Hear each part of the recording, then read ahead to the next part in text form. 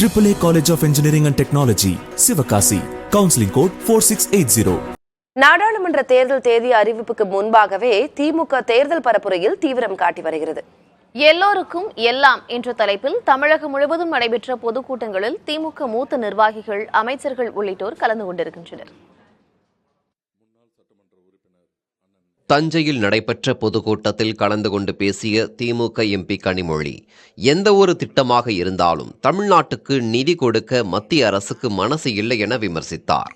தமிழ்நாட்டுக்கு பாஜக அரசு எதுவும் செய்யவில்லை என்றும், தமிழ்நாட்டு மக்களை பற்றி பிரதமர் கவலைப்படுவதில்லை எனவும் அவர் குற்றம் சாட்டினார். புயல் மழை வருகிறது, சென்னை பாதிக்கப்பட்டது, தூத்துக்குடி தென் மாவட்டங்கள் பாதிக்கப்பட்டது. இதுவரை 2 அமைச்சர்கள் வந்தார்கள். மோடி அவர்கள் அடிக்கடி வராரு. இப்ப தேர்தல் வருதில்ல, அதனால அடிக்கடி தமிழ்நாட்டுக்கு வராரு. ஆனால் இதுவரை ஒன்றிய அரசாங்கம் தமிழ்நாட்டுக்கு 1 ரூபாய் கொடுத்திருக்கா?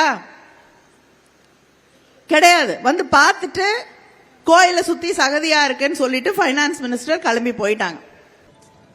வேலூரில் நடைபெற்ற எல்லோருக்கும் எல்லாம் பொதுக்கூட்டத்தில் பேசிய பள்ளிக்கல்வித்துறை அமைச்சர் அன்பில் மகேஷ், கடவுளை வைத்து அரசியல் செய்தவர்கள் இன்றைக்கு கடலுக்கு அடியில் சென்று அரசியல் செய்வதாக சாடினார். வறுமையை ஒழிப்பதாக வாக்குறுதி அளித்து ஆட்சிக்கு வந்த பிரதமர் மோடி இன்று திமுகவை ஒழிப்போம் என பேசுவதாகவும் அவர் விமர்சித்தார். ஒவ்வொன்றையும் பார்த்து பார்த்து செய்யும் பொழுது அவங்களுக்கு பொறாம. சரி, நாம குஜராத் மாடல் 2014 சொல்லி எப்படியாச்சும் உட்கார்ந்துட்டோம். ஆனா இவங்க திராவிட மாடல் சொல்லி இன்றைக்கு இவ்வளவு பெரிய வளர்ச்சியை நோக்கி இந்த தமிழகத்தை கொண்டு செல்லும் பொழுது நாளைக்கு நம்முடைய இடத்திற்கே ஆபத்து வந்துடும் போல இருக்கு. இதே தமிழ்நாட்டை சார்ந்திருக்கின்ற முதலமைச்சர் மு.க. ஸ்டாலினே பிரதமராக வந்தாலும் வந்துருவார் என்ற பயம்தான் இன்றைக்கு உங்களை பேச வைக்கின்றது. கோபிச்செட்டிப்பாளையத்தில் நடைபெற்ற எல்லோருக்கும் எல்லாம் பொதுக்கூட்டத்தில் பேசிய திமுக துணை பொதுச் செயலாளர் ஆர். ராசா, பிரதமராக வேண்டும் என்ற ஆசை இல்லாமல் இந்தியாவை காப்பாற்ற துடிக்கும் ஒரே தலைவர் மு.க. ஸ்டாலின் தான் என்றார். ஒட்டுமொத்த இந்தியாவில் மதவாதம் தலைவிரித்து ஆடுவதாகவும் அவர் குற்றம் சாட்டினார். கொரோனா உச்சகட்டம், அது ஒரு வாட்டம். இன்னொரு வாட்டம் என்ன? 5 லட்சம் கோடி கடன்.